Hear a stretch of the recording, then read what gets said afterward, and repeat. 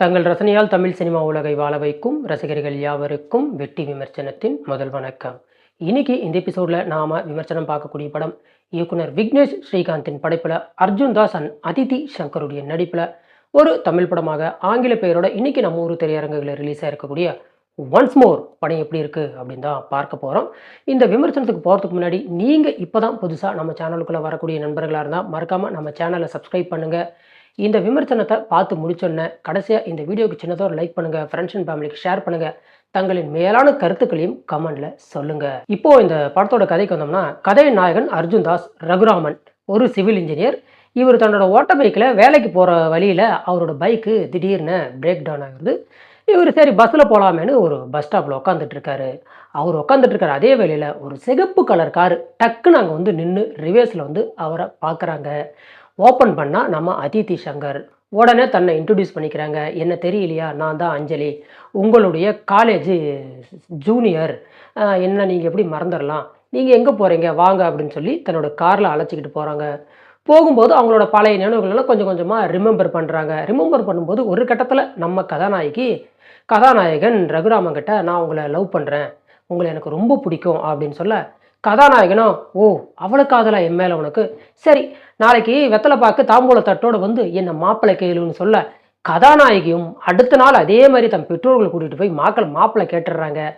So மாப்பிள்ளை வீட்லேயும் இந்த பொண்ணு அவங்களுக்கு ரொம்பவுமே பிடிச்சி போயிடுது. ஆனால் கதாநாயகனுக்கு இந்த பொண்ணை பிடிக்கல. இருந்தாலும் அந்த கதாநாயகிக்கு கதாநாயகனை ரொம்ப பிடிச்சி போகிறதுனால இதுக்கு மேலே இவங்க கதையில் என்னதான் நடக்குது அப்படிங்கிறது ஒரு பக்கம் இருந்தாலும், ஒரு கட்டத்துக்கு மேலே இவர் ஒரு பழைய காதல் இருக்கும். அந்த காதல் திரும்ப ஒன்ஸ் மோராக இவரோட லைஃப்குள்ளே வரும்போது இந்த ரெண்டு பெண்களில் நம்ம கதாநாயகன் யாரை கட்டிக்கு போகிறாரு அப்படிங்கிறது தான் இந்த படத்தினோட ஒட்டுமொத்த கதையுமே.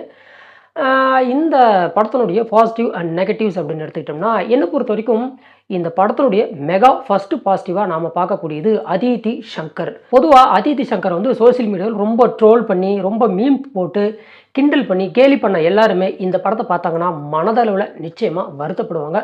ஏன்னா அந்த அளவுக்கு இந்த படத்தில் அதிதி சங்கர் பர்ஃபெக்டாக அமேசிங் லிட்டில் பிட் ஆக்டிங்கை டெலிவர் பண்ணியிருக்காங்க. அதாவது ரொம்ப துருன்னு சுறுசுறுன்னு கொஞ்சம் தொண பேசிக்கிட்டு அப்படியே கலகலப்பாக சின்ன சின்ன மூமெண்ட்டத்தை கூட அழகா உருவாக்குறாங்க. சின்ன அது பெண்களுக்கே உண்டான ஒரு பாணி இருக்கும். அந்த செய்கை, அந்த லாங்குவேஜ் ஆஃப் லேடிஸ்ன்னு சொல்லுவாங்க இல்லையா, அந்த லாங்குவேஜ் அப்படியே பர்ஃபெக்டாக பண்ணியிருக்காங்க. குறிப்பாக இந்த படத்தில் வந்து அதிதி சங்கர் வந்து அர்ஜுன் தாஸை காதலிக்கக்கூடிய அந்த காட்சிகளெல்லாம் பார்க்கும்போது இந்த மாதிரி ஒரு காதலி நமக்கு கிடைக்கலையாடா அப்படின்னு கல்யாணம் ஆனவங்களுக்கும் கல்யாணம் ஆகாதவங்களுக்கு இந்த மாதிரி ஒரு லவர் நமக்கு கிடைக்காதா அப்படிங்கிற ஒரு எண்ணமும் மனசுக்குள்ளே வந்துடும். அந்த அளவுக்கு நல்லாவே அதிதி சங்கர் இந்த படத்தில் சூப்பராக நடிச்சிருக்காங்க. Screen presence and stage presence பர்ஃபெக்டாக இருந்தது. அடுத்ததாக அர்ஜுன் தாஸை பற்றி சொல்லணும்னா, அவர் அதிதி சங்கர் கூட இருக்கக்கூடிய அந்த காட்சிகளை விட ஃபஸ்ட்டு லவரான சோனம் குய்கலோட இருக்கும்போது தான் அவருடைய அந்த நடிப்பு, face variant, different type of face ரியாக்ஷன்ஸ்ன்னு சும்மா கலக்குன்னு கலக்கிட்டார். அவர் வந்து ஸ்டார்டிங்கில் அதிதி சங்கர் கூட இருக்கும்போது சிடுமூஞ்சி சிங்காரமாக உருன்னு இருக்கார். பட் அவரோட ஃப்ளாஷ்பேக் எடுத்து சொல்லும்போது தான் ஓரளவுக்கு நல்லாவே இருந்தது.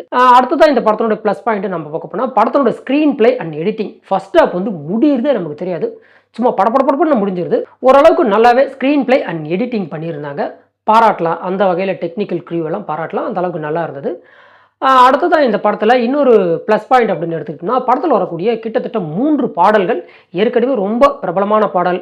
வா படப்படப்பாடி எந்தன் கண்ணம்மா அந்த பாட்டாகட்டும், அவர் அந்த காலேஜில் பாடுவார் அந்த ஒரு சாங்ஸ் ஆகட்டும், அந்த டூயட் சாங் ஒன்று வரும் அந்த சாங் ஆகட்டும் சொல்லி 3 சாங்ஸுமே நம்ம மனசில் நிற்கக்கூடிய ரிமெம்பரபிள் சாங்ஸ் தான். ரொம்ப நல்லாவே இருந்தது.